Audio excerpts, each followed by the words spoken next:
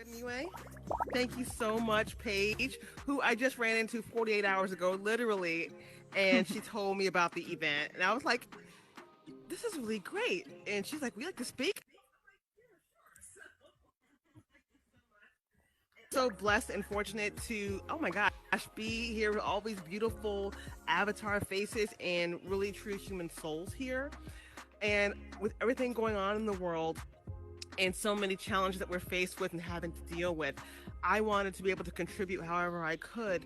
The importance of, as difficult as things are, still knowing and having the self-knowing of having your space and reclaiming your space. So what do I mean by that when I say reclaim your space? What I mean by that is, oh no. Oh no. No. She froze. Okay. We'll Cliffhanger. just like. Hey. Oh yeah. Okay. She's back. She's back. Okay.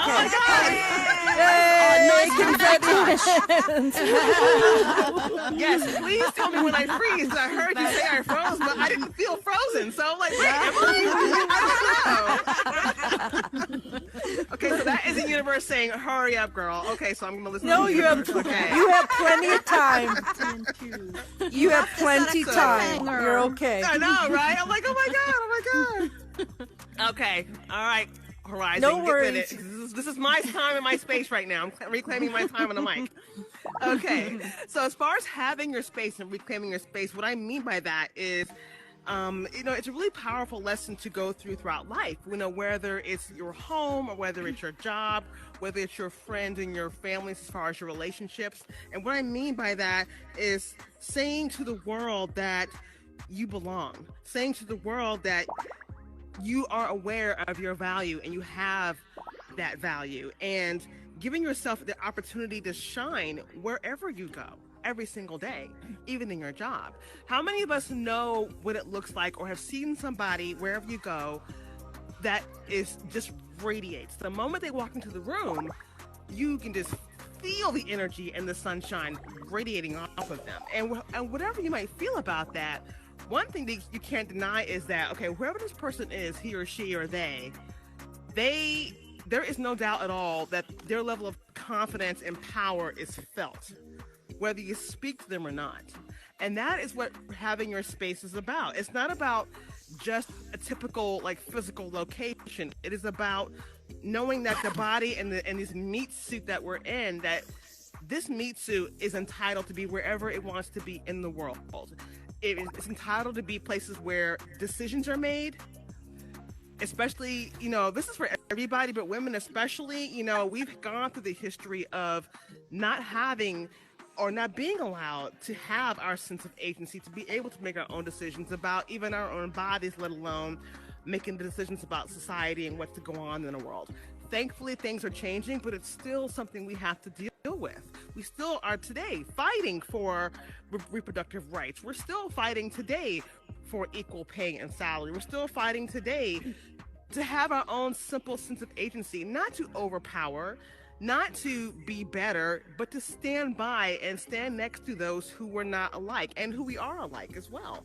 It's just about equality. It's just about being able to stand next to each other side by side and just be able to contribute what it is you have to give to this world. And we don't come into this body and into this soul and into this planet without the power and the will and the ability to provide. But society, here and there, for many reasons, whether of gender or whether of color or whether of sexual orientation, has always put stipulations and limitations on what we were allowed to do or able to do. So what does it mean? What does it look like or mean to be noticed and to be able to own your space?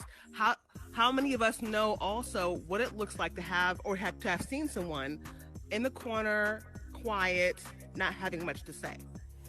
You can feel their intimidation. You can feel their fear. And, there's nothing wrong with that. But what you see, or what a lot of us translate that as someone who doesn't want to be noticed, who doesn't want to be seen, and that's fine too. That's your agency to feel that way as well. But there are some people who do that for certain reasons. And I'm not going to make this long-winded, but I just want everybody to know and to be aware that there are ways that you can make sure that you own your space and reclaim it. If you've been kicked out or whatever of your spaces, reclaim your space. You reclaim your space by making the decision that you belong. Don't go through life thinking for a second that you don't belong where you want to be. Everybody has something to contribute.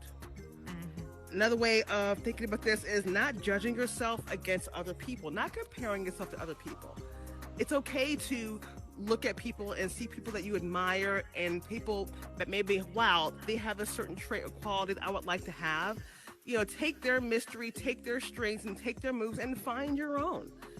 Don't let anyone who shines their own light outshine you too. Because even if you do want to be a light, no one's going to light your candle for you.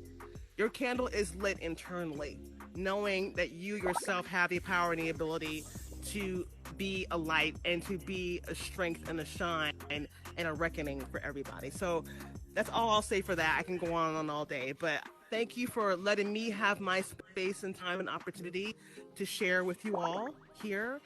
And I am so fortunate to have met you all. I'm looking forward to meeting you all and just sharing this world and this space with you. Thank you.